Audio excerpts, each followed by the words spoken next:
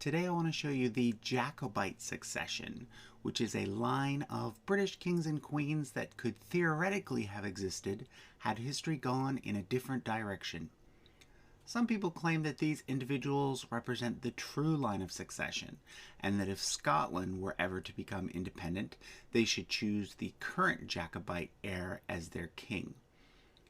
The story begins with King James VI and First, who was the first monarch to rule over both England and Scotland. He has two numbers because he was the sixth King James of Scotland, but the first King James of England. He belonged to the House of Stuart. The House of Stuart replaced the House of Tudor in England when Queen Elizabeth I died without a direct heir. James was a descendant of an earlier Tudor monarch via a female line, so as the closest relative to Queen Elizabeth I, he became king.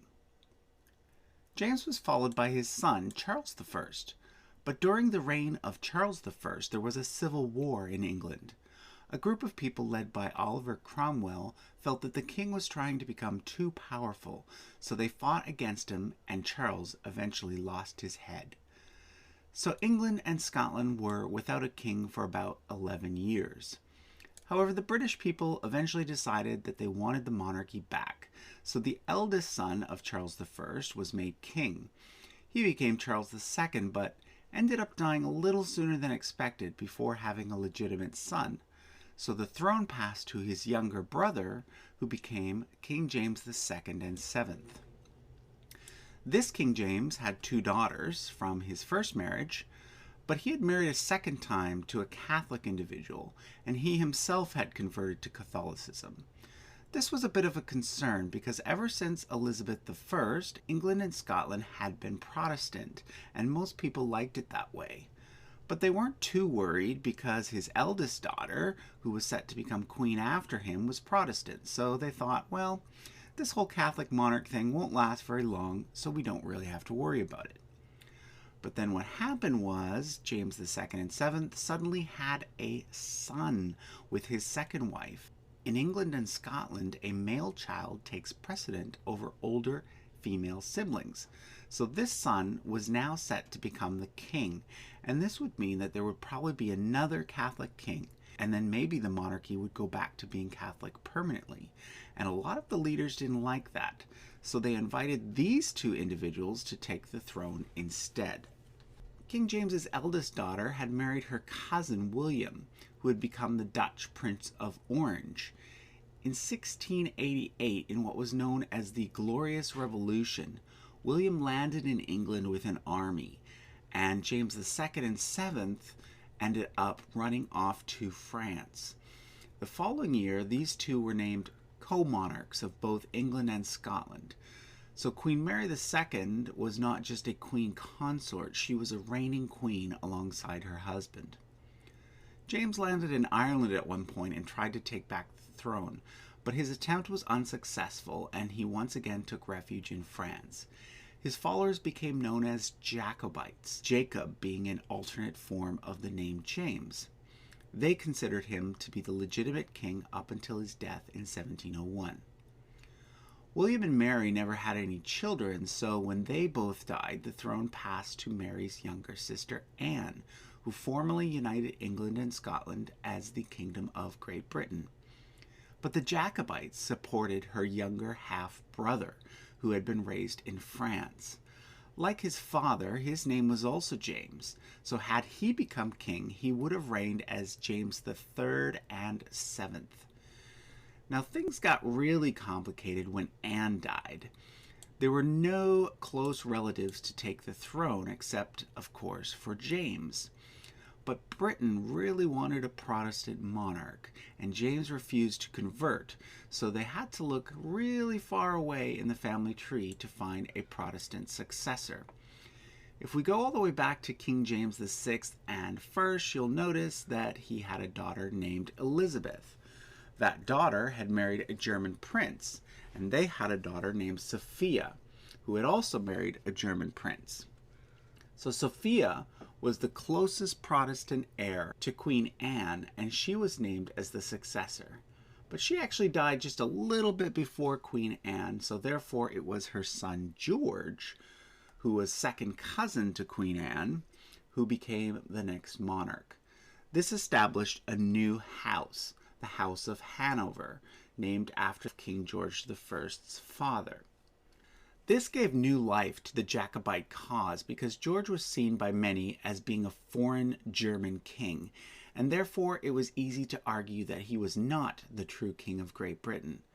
So James used this opportunity to try and take back the throne. Attempts were made in 1715 and 1719, but both attempts failed. Interestingly, had James become king, he would have been one of the longest reigning monarchs in history. He lived until 1766 through the reigns of both King George II and into the reign of King George III. James had a son who was known as Bonnie Prince Charlie. He was also known as the Young Pretender, his father being the Old Pretender. The term pretender is used for someone who is claimed to be a monarch, but in actuality is not a monarch. Bonnie Prince Charlie led a Jacobite revolt in 1745 when his father was still alive, but that too failed. He did not have any children who were considered legitimate, so after he died, the succession moved to his younger brother, Henry, who had become a cardinal. He would have been Henry IX. But by the time Henry died in 1807, the House of Hanover was firmly established, and the Jacobite cause had pretty much fizzled out. So Cardinal Henry was the last male line descendant of the House of Stuart. However, there is still a way that we can get an alternative succession, and there are some people who feel that this alternative succession is in fact the legitimate one. This is because even though this branch died out, there is still another surviving branch that is more senior than the Sophia branch. If you look up here, you'll see that King Charles II and King James II had a younger sister named Princess Henrietta. The only reason why the throne didn't pass to her was because she had married a French nobleman who was Catholic. She had a daughter who married the King of Sardinia, Sardinia being part of what is today Italy. This line continued through several kings of Sardinia until we come to this king. So when Cardinal Henry died, King Charles Emmanuel IV of Sardinia was the next closest person in line to the British throne, according to the Jacobites. Coincidentally, if he had become the British monarch, he would have been King Charles IV in the UK as well. Now, at this point in the alternative succession, I should point out that if the Jacobites had been successful in taking back the throne, there likely would have been different marriages and different children, and therefore the succession wouldn't actually have looked like what we're going to see here.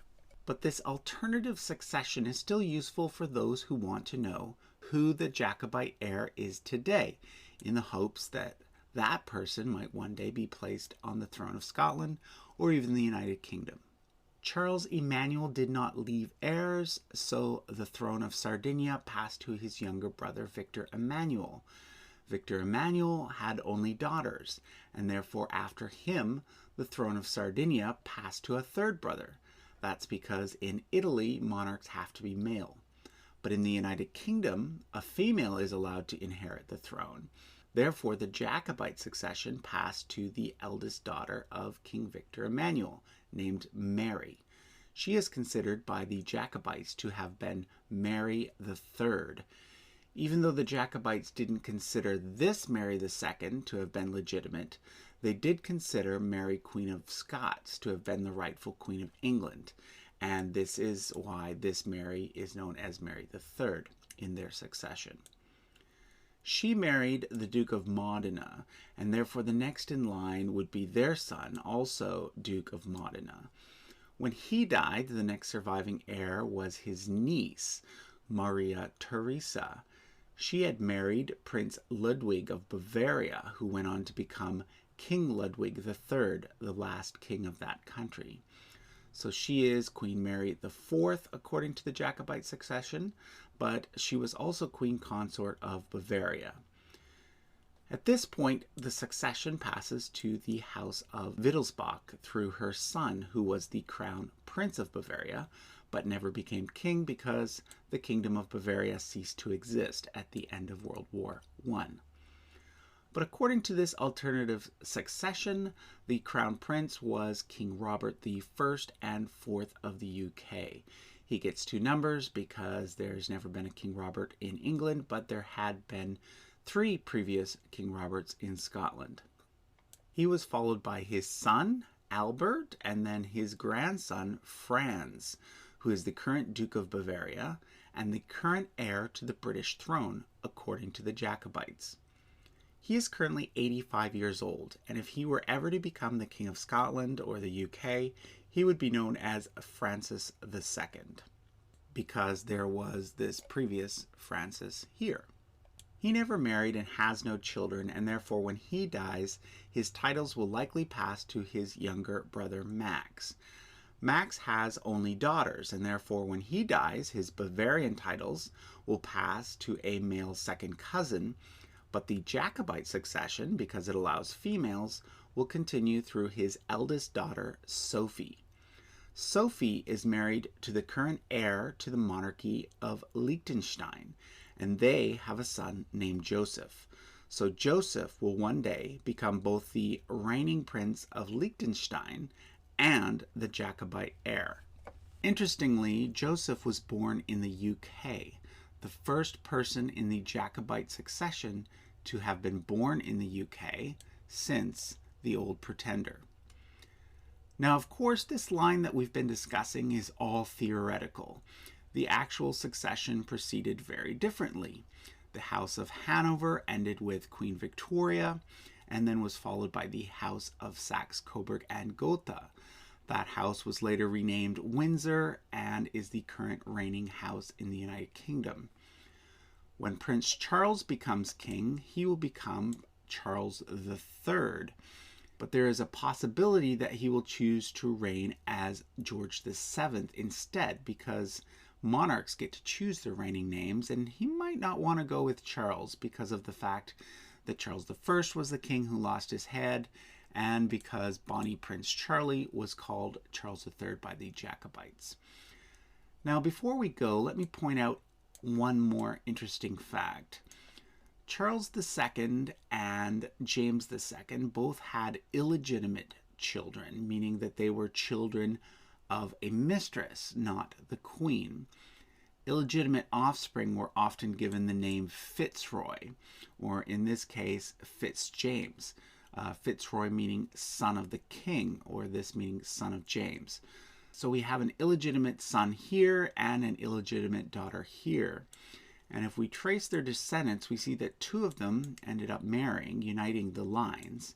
And if we continue to trace some of their descendants, we end up coming to Lady Diana Spencer, first wife of Prince Charles and father of William and Harry.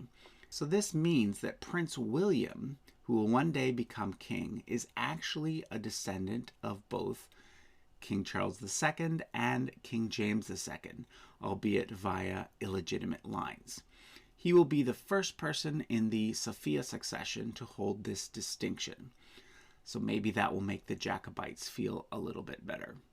Now, I should point out that there is actually no serious debate in the United Kingdom today about the legitimacy of Queen Elizabeth. Interest in the Jacobite line still exists, but there have been no major attempts to put a Jacobite heir on the throne for well over 250 years. But it's still a very interesting what if. If you would like a copy of this chart, please note that I do not sell it as a poster, but you can download the electronic version for free over at my website, usefulcharts.com. I'll put the link in the description. Thanks for watching.